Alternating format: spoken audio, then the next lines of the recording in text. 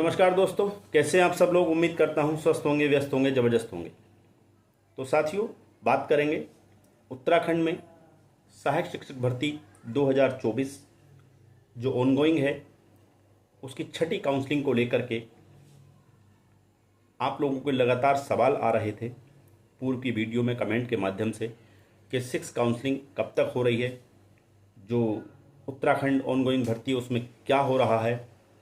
तो उसको लेकर के एक अपडेट सामने आई है और बहुत बड़ी अपडेट है, सभी NSDLED वालों के लिए महत्वपूर्ण है। विभाग ने एक पत्र जारी किया है, उस पत्र का इस वीडियो के माध्यम से अवलोकन करेंगे। वीडियो में अंत तक बने रहें। आप सभी साथियों का स्वागत है आपके चैनल गेट सॉल्यूशन में, और साथ ही उन सभी साथियों से निवेदन है जो चैनल पर पहली बार विजिट कर रहे हैं या चैनल पर लगातार विजिट कर रहे हैं लेकिन चैनल को अभी तक सब्सक्राइब नहीं किए हुए हैं, तो उनसे निवेदन है कि वो चैनल को सब्सक्राइब कर लें, बेल आइकन को हिट कर लें, ताकि इस संबंध में या शिक्षा जगत से जुड़ी छोटी बड़ी जो भी अपडेट्स हों वो आप तक समय से पहुंचती रहे। तो साथियों, शुरू करते हैं। जैसा कि आप सभी जानते हैं कि जो 2906 पदों पर 5 काउंसलिंग की प्रक्रिया अब तक पूर्ण हो चुकी है और अब छठी काउंसलिंग की बात होनी है। उसको लेकर के जो है शिक्षा विभाग ने अपने सभी जिला शिक्षा अधिकारियों को जो है एक पत्र जारी किया है। वो पत्र आपकी स्क्रीन पर है, आप देखिए क्या है उसमें। ये प्रेषक हैं इसके, यानी निदेशक प्रारंभिक शिक्षा उत्तराखंड ननूरखेड़ा देहरादून की तरफ से एक पत्र है सभी समस्त जिला शिक्षा अधिकारी प्रारंभिक शिक्षा उत्तराखंड को। पत्रांक संख्या दी हुई है और दिनांक 9 मई 2025 इसमें दी हुई है। विषय है जनपद स्तर पर गतिमान भर्ती जून 2024 एवं माननीय सर्वोच्च न्यायालय द्वारा स्थानांतरण याचिका 4243/2025 में दिनांक 5/3/2025 को पारित निर्णयादेश के संबंध में। विषय आप समझ रहे हैं, जो ट्रांसफ़र पिटीशन मामले में माननीय सर्वोच्च न्यायालय का जो आदेश आया है उसी के संबंध में है। ये भर्ती से संबंधित जो आदेश आया उसी पर ये मामला है।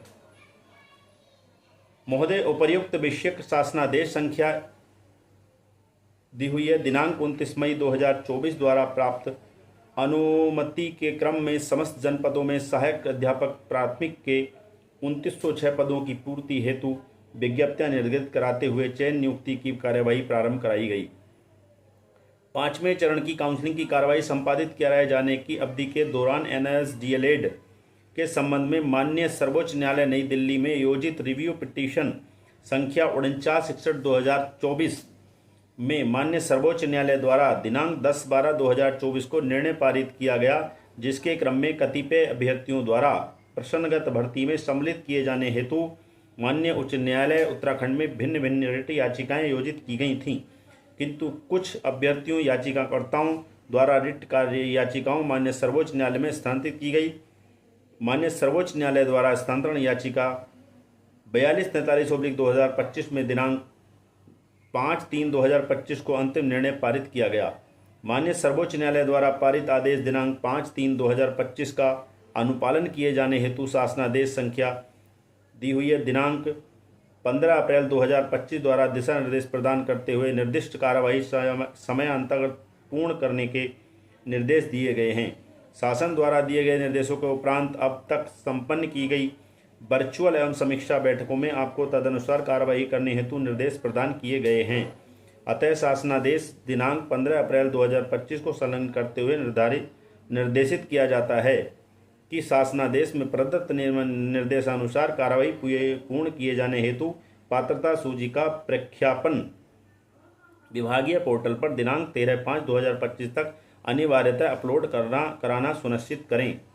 साथ ही नियुक्ति की कार्रवाई को संपादित कराए जाने हेतु पात्रता सूची एवं अन्य कार्रवाई की समीक्षा के लिए दिनांक 13/5/2025 को सायं 4 बजे निदेशक प्रारंभिक शिक्षा की अध्यक्षता में वीडियो कॉन्फ्रेंसिंग के माध्यम से बैठक आहूत की जाएगी, जिसमें निम्नलिखित सूचनाओं के साथ अनिवार्य रूप से स्वयं प्रतिभाग करें। बैठक का लिंक पृथक रूप से उपलब्ध करा दिया जाएगा।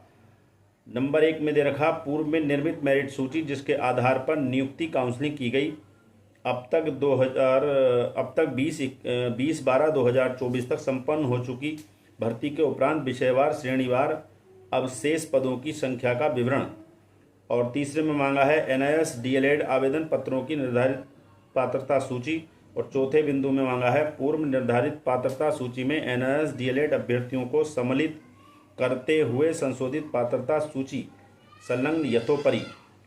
इसमें नीचे साइन दिए हुए हैं अजय कुमार नोडियाल, निदेशक प्राथमिक शिक्षा उत्तराखंड देहरादून।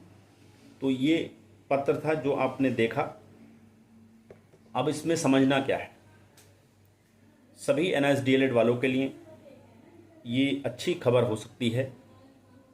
और अब ये निश्चित मानिए, क्योंकि शिक्षा विभाग ने अपने जिला शिक्षा अधिकारियों को टाइम बाउंड किया है कि 13 मई तक आपने जो है विभागीय जो वेबसाइट है उस पर जो है वो सूची आपने अपलोड करनी है। तो 13 तारीख बहुत दूर नहीं है, आज 11 तारीख है, कल 12 है, परसों 13 है। तो हालांकि अगर हम बात करें तो स्थितियां जो स्पष्ट रूप से हमारे सामने आएंगी कि एनआईएस डीएलएड कौन से अभ्यर्थी इस 6 काउंसलिंग में शामिल किए जाएंगे, यानी इस मेरिट में होंगे, वो चीज़ें स्पष्ट जो होंगी वो कायदे में अगर बात की जाए तो 13 मई को जब ये लिस्ट अपलोड होगी विभागीय वेबसाइट पे तो चीज़ें स्पष्ट होंगी। लेकिन जहाँ तक बात करें 15 अप्रैल 2025 को जो शासन ने शिक्षा विभाग को जो पत्र जारी किया था उसमें उन्होंने कहा था पूर्व में आवेदक हैं एनआईएस डीएलएड वाले उनको शामिल किया जाएगा। तो उस अगर बिंदु के उस सेंटेंस के हिसाब से देखा जाए, क्योंकि इसमें भी वही कहा गया है कि जो 15 अप्रैल 2025 को जो शासन ने निर्देश दिए हैं उन निर्देशों के हिसाब से और 5 मार्च 2025 में जो आदेश आया है उसकी टाइम बाउंड लिमिट के अंदर जो है आपने जो है ये कार्रवाई पूरी करनी है, वही चीज़ आ रही है। तो कुल मिला के देखा जाए तो इस हिसाब से, इस ऑर्डर के हिसाब से देखा जाए, जो ये पत्र है जो शिक्षा विभाग ने अपने जिला शिक्षा अधिकारियों को निर्गत किया है, उस हिसाब से देखा जाए तो इसमें कहीं भी पिटिशनर शब्द का इस्तेमाल नहीं किया गया है। रिट याचिकाओं का इस्तेमाल जरूर किया गया है, लेकिन इसमें कहीं भी ऐसा नहीं कहा गया है कि जो मेरिट में आएंगे वो जो याची हैं वही आएंगे। तो मोटी तौर पर देखा जाए तो इस जो आदेश है, जो पत्र है, इसके हिसाब से यही लगता है कि ये जर्नल ऑर्डर है, जर्नल बात कही गई है इसमें। और इसमें जो है 2020-21 से लेकर के हम उम्मीद करते हैं कि जो एनआईएस डीएलएड अभ्यर्थी आवेदन किए हुए हैं उन सभी को इस मेरिट लिस्ट में लिया जाएगा। बाकी उत्तराखंड हाई कोर्ट का और माननीय सर्वोच्च न्यायालय के ऑर्डर की हम बात करें तो वो ऑर्डर यही कहता है, क्योंकि सर्वोच्च न्यायालय ने भी उन आवेदकों इस्तेमाल किया है जहां आवेदक शब्द का अभिप्राय जो है जो लिया जा सकता है वो उन लोगों से लिया सकता है जो उस ट्रांसफ़र पिटीशन में वहां पर अपनी बात रखने के लिए गए हैं।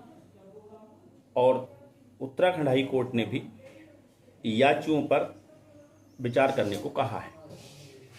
तो कुल मिला के वो चीज़ें अलग हैं, लेकिन हम अगर शासनादेश की बात करें जो, और हम इस पत्र की बात करें जो शिक्षा विभाग ने अपने जिला शिक्षा अधिकारियों को निर्गत किया है, तो वो यही कहता है कि इसमें कहीं पिटिशनर शब्द का इस्तेमाल नहीं किया गया और ये इसमें कोई बाउंडेशन नहीं की गई है कि पिटिशनरों को बुलाया जाएगा।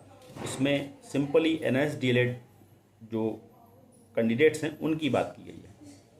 तो कुल मिला के अभी ये कह पाना कि ये ऑर्डर यानी कि जो काउंसलिंग में ये इस मेरिट में जो एनआईएस डीएलएड अभ्यर्थियों को शामिल किया जाएगा वो सभी को किया जाएगा। या केवल पिटिशनर्स को किया जाएगा, ये अभी कहीं ना कहीं जल्दबाजी होगी। हमें इंतज़ार करना पड़ेगा अभी 13 मई का। 13 मई में जब ये लिस्ट अपलोड हो जाएगी विभागीय वेबसाइट पर, तो चीज़ें बिल्कुल आईने की तरह साफ हो जाएंगी और वहाँ से स्थिति क्लियर हो जाएगी कि इस भर्ती ऑनगोइंग भर्ती में केवल पिटिशनर्स को मौका मिल रहा है या सभी NSDLED साथियों को मौका दिया जा रहा है। तो साथियों, ये जो न्यूज़ थी ये हम सभी NSDLED वालों के लिए महत्वपूर्ण न्यूज़ है, जिसका हम सबको इंतज़ार था कि आखिर सरकार जो है जो 6 काउंसलिंग को लेकर के कब चीज़ें स्पष्ट करेगी। तो उस दिशा में ये पत्र जारी हो गया है और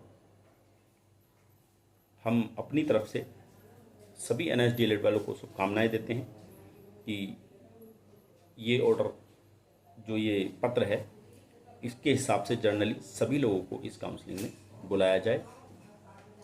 बाकी 13 मई को जो भी स्पष्ट होगा वो लेकर के फिर आपके बीच उपस्थित रहूँगा। तब तक के लिए साथियों नमस्कार, धन्यवाद। आपका दिन बहुत बहुत शुभ।